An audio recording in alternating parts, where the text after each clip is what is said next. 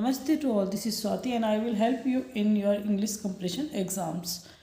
One word जो English का एक ग्रामर का पोर्शन होता है, तो कोई ऐसा एग्ज़ाम फिर बचता ही नहीं जहाँ पर वन वर्ड्स ना है, वो कैब जो नहीं आती है, सब जगह ये पूछी जाती है।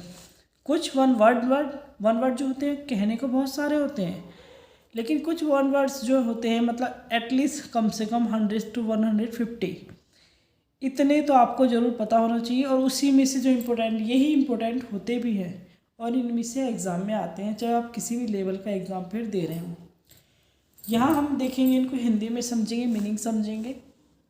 वन वर्ड होता क्या है, कोई भी कहते हैं 100 सुनार की एक लुहार की वाली बात यहाँ पर होती है कि कोई तो बहुत लंबी चौड़ा भाषण देगा तब बात समझ में आएगी। कोई इंसान ऐसा होता है कि एक ही वर्ड बोल देता है, वो सब कुछ समझ जाता है किसने क्या कह दिया। वन वर्ड उसी तरह से होता है कि एक ही शब्द में अपनी पूरी बात को कहना। यहाँ पर हमारा पहला वन वर्ड है person who is against ordinary society specially dressing.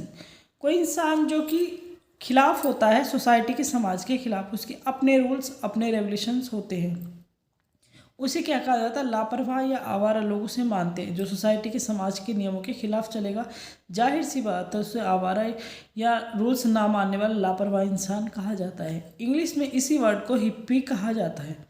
अगर आप हिप्पी कह दें तो बात यही होगी कि जिसके बारे में बात कर रहे हैं आप, वो एक लापरवाह इंसान है, उसे दुनिया की कुछ फिक्र नहीं है।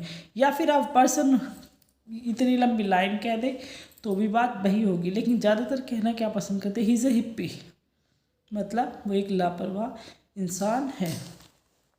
नेक्स्ट हमारा जो वन वर्ड है वो है person who is always dissatisfied, मतलब जो इंसान हमेशा असंतुष्ट ही रहता है, कितना ही कुछ कर लो उसके लिए वो संतुष्ट नहीं रहता, उसके दिमाग में उथल पुथल रहती है, तो उसको मेल कॉन्टेंट कहा जाता है, या बागी इंसान जो होते हैं, बागी लोग, वो उसको कहा जाता है। Person who kills others for political reason, very important, ये बहुत इंपॉर्टेंट है कि जो इंसान पॉलिटिकल रीजन या किसी भी रीजन से किसी को मार देता है उसे क्या कहते हैं, असैसिन, यानी हत्यारा, ये इंपॉर्टेंट है। Person who leaves alone and avoids other person, जो इंसान अकेला रहना पसंद करता है, दूसरे इंसानों को इग्नोर करता है, अवॉइड, दूर रहता है सबसे, तो उसे एकांतवासी या अकेला रहने वाला, जिसे कहते हैं एकलखोर, तो उसे रिक्लोज कहा जाता है। पर्सन हु लव्स नेचर, जो इंसान नेचर को पसंद करता है, उसकी सुंदरता को पसंद करता है, उसे एस्थेट कहा जाता है, यानी कि सौंदर्य विशेषक या जो प्रकृति प्रेमी उसके कहा जाता है। इम्पोर्टेंट यहाँ पर ये आपके लिए बहुत।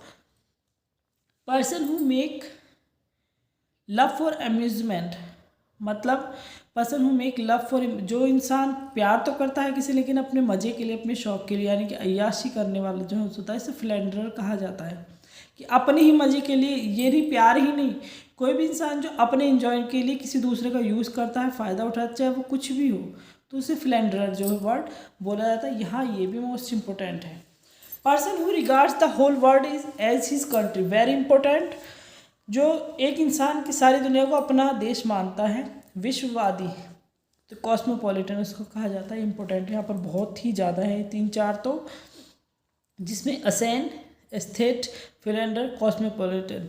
नेक्स्ट ये भी बहुत इंपॉर्टेंट है, बल्कि मैं तो सारे ही आपके लिए इंपॉर्टेंट ही लिखती हूँ जो सिर्फ यूज़फुल हो, एक्स्ट्रा तो मैं चाहती हूँ कि ना आए, सारे यूज़फुल ही मैं पॉइंट्स आपके लिए सजेस्ट करती हूँ अपनी तरफ से।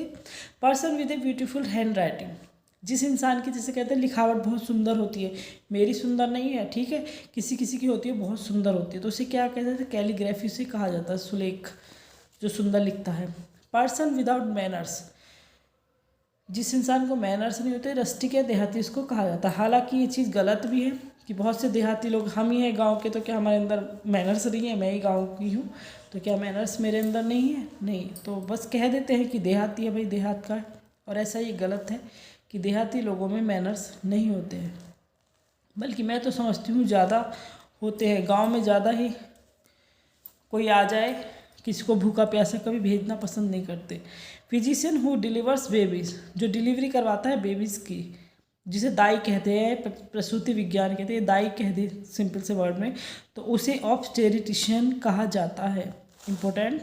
प्लांट्स एंड वेजिटेशन, मतलब प्लांट्स एंड वेजिटेशन का क्या होता है, फ्लोरा कहा जाता है। ये जो वनस्पति जाति के होते हैं प्लांट और वेजिटेटिव, जिन्हें वनस्पति विज्ञान भी कहा जाता है, तो उसको फ्लोरा वर्ड उसके लिए यूज़ किया जाता है। Poem narrating a popular story, ballad इसको कहा जाता है। गीति काव्य, जो गीत काव्य हमने कई बार लिटरेचर के पोर्शन में लिटरेरी फॉर्म्स में पढ़ा है। गीत काव्य ये होता है बैलेट कि जो पोएम नैरेट करती है, किसी भी पॉपुलर स्टोरी को जो नैरेट करती है, व्याख्या करती है, मतलब वर्णन करती है, उसे बैलेट कहा जाता है। Poem written on the death of someone, very important, किसी की डेथ पर कौन सा लिखा जाता है, इलेजी शोक गीत उसको कहा जाता है, जो किसी की डेथ पर लिखा जाए। Power of reading thoughts of others, किसी के दिमाग के कहते हैं ना जो पढ़ लेना, power of reading thoughts of, किसी के विचार पढ़ लेना, समझ लेना, टेलीपैथी उसको कहा जाता है, यानी कि मानसिक दूरसंचार। अभी एक कहीं मैं फेसबुक वगैरह पर देख रही थी, कोई लड़की है वो पढ़ लेती है दिमाग को, तो अब तक वो 33 ईयर ओल्ड की दिखा रहे हैं उसको, वो अनमैरिड है क्योंकि वो दिमाग पढ़ लेती है, तो उसे समझ में आ जाता है। मतलब एक फ़नी वे में दे रहे थे कि उसे समझ में आता है कि सामने वाला लड़का चाहता क्या है आखिर उससे, तो वो रिजेक्ट करती रहती है सबको, तो उसे टेलीपैथी कहा जाता है। प्रैक्टिस ऑफ वन मैरिज, मतलब जो एक विवाह होता है जहाँ सिर्फ एक प्रैक्टिस, ये नहीं कि प्रैक्टिस कर रहे हैं कि एक शादी की, मतलब एक पति या एक पत्नी वाला जो होता है, जैसे हमारे यहाँ श्री राम जी को माना जाता है। बेसिकली सभी ज़्यादा सब एक ही शादी करते हैं। आजकल तो पुराने टाइम में होती थी 3-3 शादियाँ, लेकिन आजकल के टाइम में तो एक कोई झेल ले वो बड़ी बात होती है। तो जो एक ही, मतलब जिसकी एक बार ही शादी होती है उसे मोनोगैमी कहा जाता है। सारे ही आपके लिए इम्पोर्टेंट हैं, अगर समझ में आए तो प्लीज़ कमेंट ज़रूर कीजिएगा।